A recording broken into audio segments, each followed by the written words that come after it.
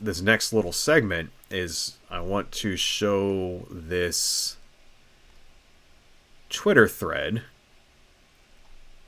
about misinformation and fake news. Okay. So let's see here. We can turn that off. Let me turn on my window again.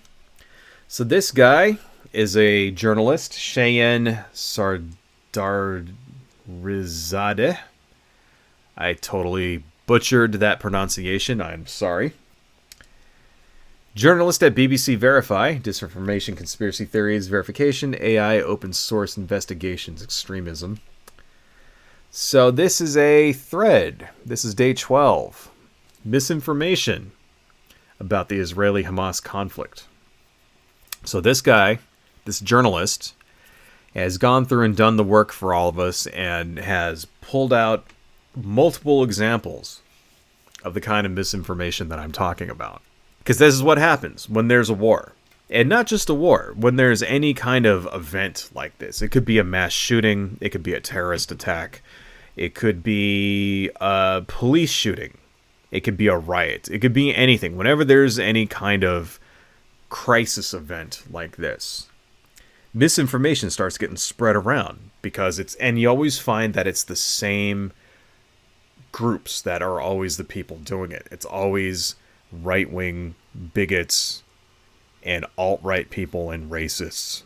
Those types of groups, on the far insane right, who always end up spreading around lies and misinformation about everything. And why do they do it? Because they use it as an opportunity to recruit things. Now, some of these are going to come from the fact that it's a war and stuff is happening really fast, right? So especially when in, the first couple of days when shit was hitting the fan and nobody knew what was going on, lots of misinformation can get spread around because the news networks they don't have enough time to vet every story. Normally what you would do, if you're a news network, if you're a news organization, you hear a story, you send somebody out to check it out. Somebody goes and makes a bunch of phone calls. They fly around, if they go there, maybe they talk to some people, they find the original sources and they vet it and see, did it actually happen or not? But whenever there's especially a war, it could be any kind of event really, but especially a war, when things are developing sometimes every couple of minutes, right? Not just by the hour.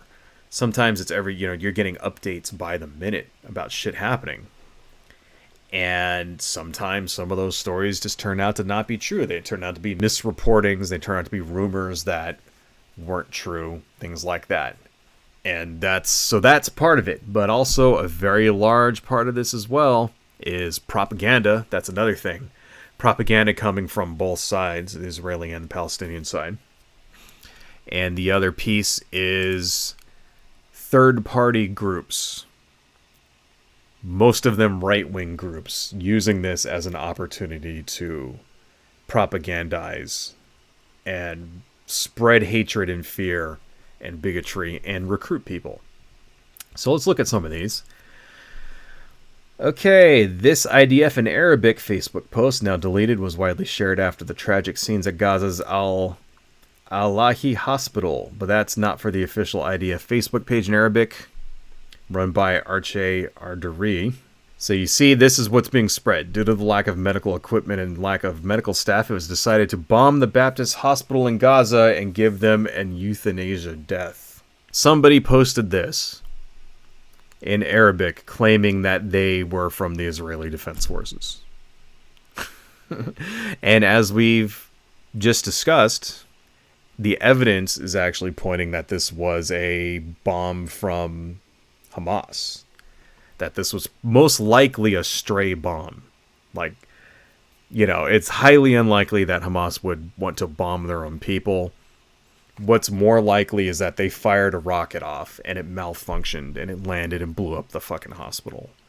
And now they're using that as an opportunity to spread propaganda. Because what's the first thing you think when a hospital gets bombed in Gaza? You think that the Israelis did it, because they have a record of doing shit like that. They've already bombed fleeing civilians. We know that shit happened for a fact. They're bombing schools and stuff like that. They're bombing the places that people are going to take shelter. We know that's happening. You know, it's not inconceivable that they would bomb a fucking hospital, but it just turns out, you know, you have to take the truth, whether you agree with this or not, whether it fits with your own particular politics or whatever side you support in this fucking conflict. I don't care. Doesn't matter. Right? You have to take what actually fucking happened. You have to take reality. Reality says it is the high probability that this was a stray bomb from Hamas. So, gotta be fair, folks. Right? Another one. We already saw this, I think, after the deadly blast at Gaza's Al-Ahlahi hospital. Tweets by this guy began going viral, who claimed to be an Al Jazeera journalist in possession of a video proving Hamas rocket hit the hospital. Al Jazeera has since confirmed the account isn't linked to the network. So here's a guy who claimed to be a journalist saying that he's got video saying that it was Hamas rocket that hit it, and the guy is not an actual journalist. More fake news. Was this propaganda put out by the Israelis? Was this propaganda put out by a right-wing group? Who knows? Somebody posted this shit. Somebody posted this fake tweet. Got to be careful, folks. Another one. A video shared widely in the aftermath of the blast at Gaza's Al-Ahli hospital claimed to show a failed Hamas rocket hitting the hospital, but the video first appeared online in 2022 and is therefore unrelated to last night's explosion at the hospital. An old video that's been up for a year. Someone just repurposed that. You know, another thing that I see a lot, which fools a lot of people, especially in right-wing circles, it seems, is that they'll post something about a guy talking and he'll be speaking in Arabic or whatever, or some other language besides English. And then there'll be subtitles under it that'll be saying shit that he's not actually saying. And they can get away with that because they know that the people who are watching this video don't speak Arabic. And it's highly unlikely that anyone who speaks Arabic will ever see it. So and I see that all the time.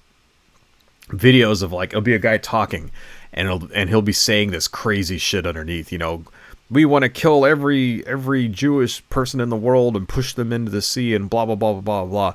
And then, like, you find out the dude isn't even saying anything close to that he's really bitching about the new iPhone 13 or something, right? You have to be careful about this stuff, man. Another one.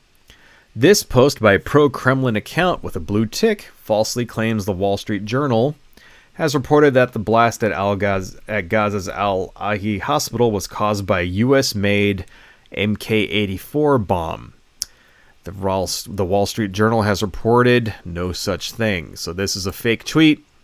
Fake tweet saying the Wall Street Journal reported this when they didn't.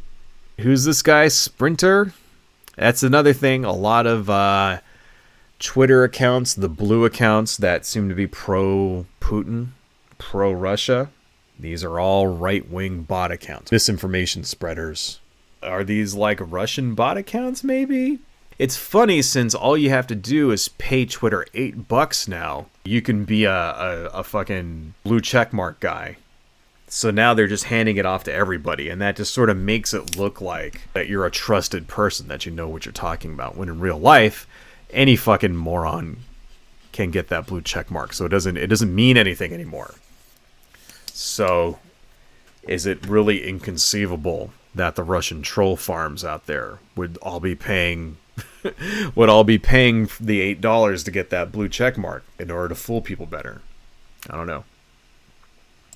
Let's read through a few more of these. A doctored image posted by a pro-Kremlin account falsely claims to show IDF shoulders holding a Nazi flag.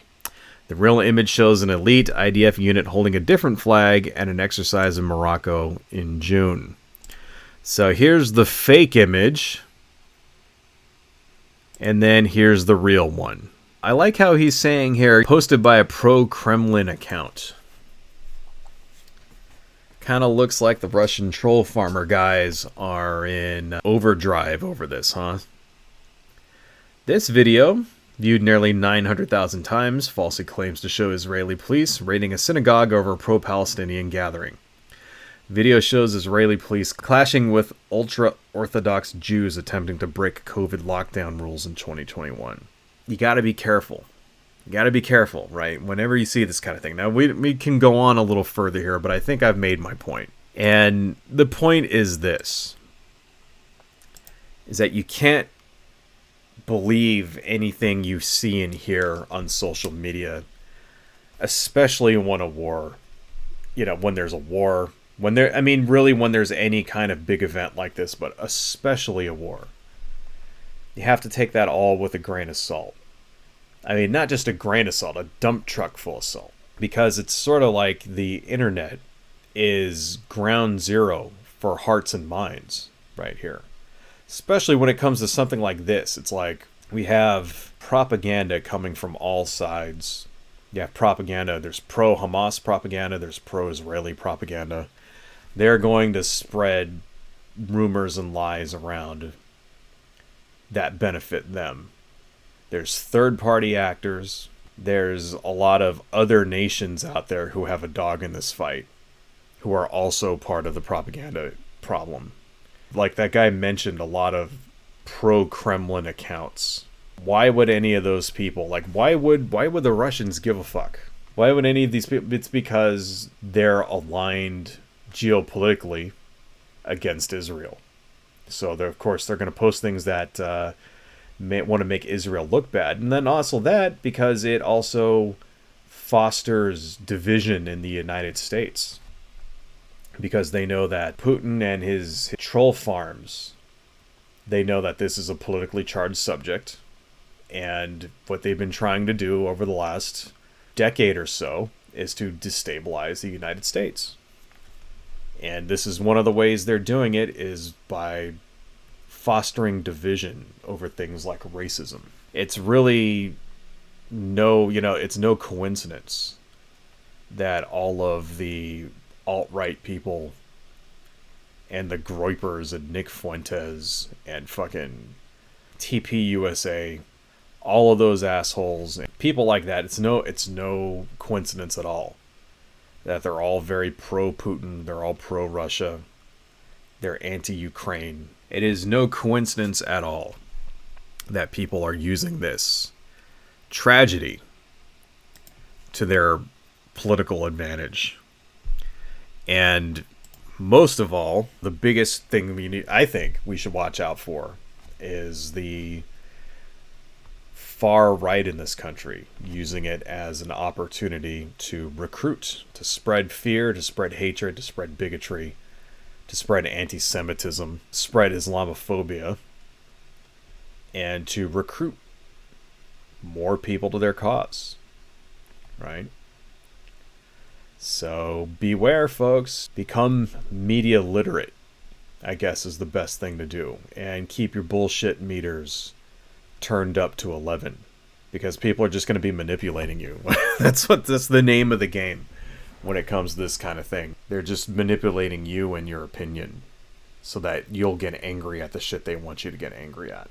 Hello folks, if you like what I do and you want to support the channel, please consider buying something from my Etsy shop, supporting me on Patreon, liking and subscribing, and checking me out across my social media links listed below. Thank you all so much, and see you next time.